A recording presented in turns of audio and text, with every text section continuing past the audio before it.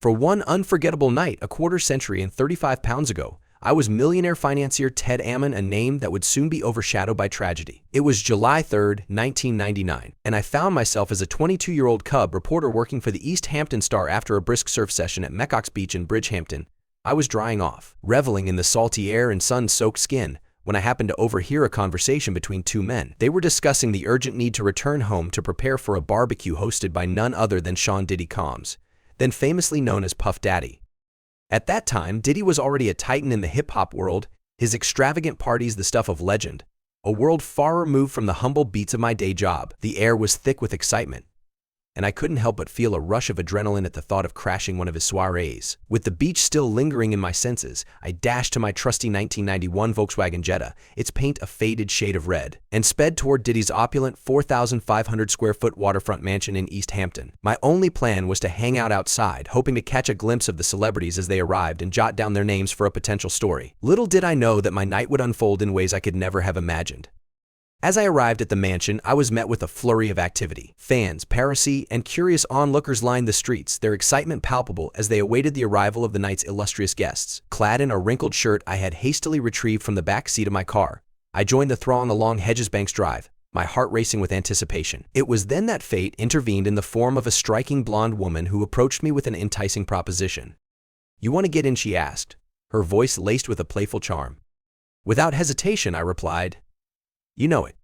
"Great, listen," she began, her confidence radiating. "So, you're Ted Ammon, and I am your guest. Cool."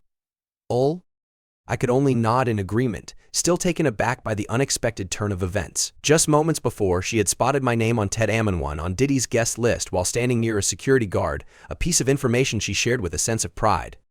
It's eerie to think that the real Ted Ammon would soon be the center of a notorious murder case. Just 2 years later, on October 22nd, 2001, he would be found brutally bludgeoned to death in his own bed, the victim of a crime that would capture headlines for years. His estranged wife's electrician boyfriend would be implicated in the chilling case, marking a tragic end for a man whose life had been filled with wealth and intrigue.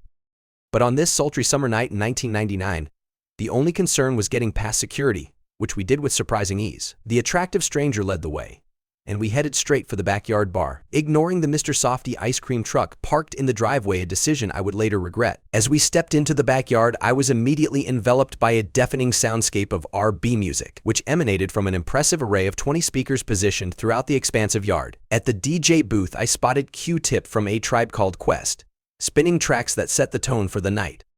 The air was thick with the pungent scent reminiscent of Willie Nelson's tour bus, a mixture of smoke and revelry that added to the surreal atmosphere. The swimming pool was teeming with naked and topless women, while models floated around, generously distributing champagne to guests who seemed to be lost in the hedonistic bliss of the moment. The wait for food was agonizingly slow, yet every minute was worth it for the taste of those hot dogs. I can still recall their unbeatable flavor, unmatched by anything I've tasted since. All the servers were white, clad in golf shirts emblazoned with a PD insignia, moving gracefully among the guests. Jugglers and magicians added to the festive air, while scantily clad women danced atop wooden platforms, their movements fluid and captivating.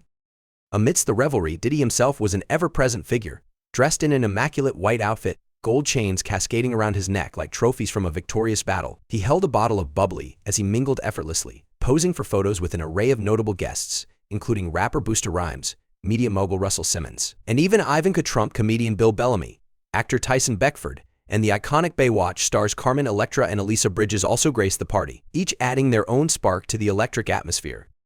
Inside Diddy's luxurious home, only the most famous guests were allowed, a privilege I could only dream of. The mansion itself would later sell for a staggering $4.7 million in 2020. A testament to the opulence that enveloped that summer night. Surprisingly, I was never questioned or turned away. As the night progressed, emboldened by the intoxicating atmosphere and the celebrity aura surrounding me, I grew bolder. I found myself flirting with Carmen Electra, our playful banter igniting a spark of excitement. As the hours melted away, I reveled in the company of legends, sharing laughs with Jay-Z and Busta Rhymes, feeling the exhilarating rush of a contact high that came simply from being near them. Fashion designer Betsey Johnson, with her infectious energy, playfully squeezed my cheeks like a doting aunt, adding to the surreal quality of the evening. As the night wore on and the festivities continued, I realized this was more than just a chance encounter. It was a glimpse into a world I had only seen from the outside, a world filled with glamour, laughter, and a sense of freedom that seemed almost otherworldly. In that moment, I was no longer just a cub reporter. I was part of a narrative that intertwined with the stories of the famous. If only for a fleeting night under the East Hampton stars,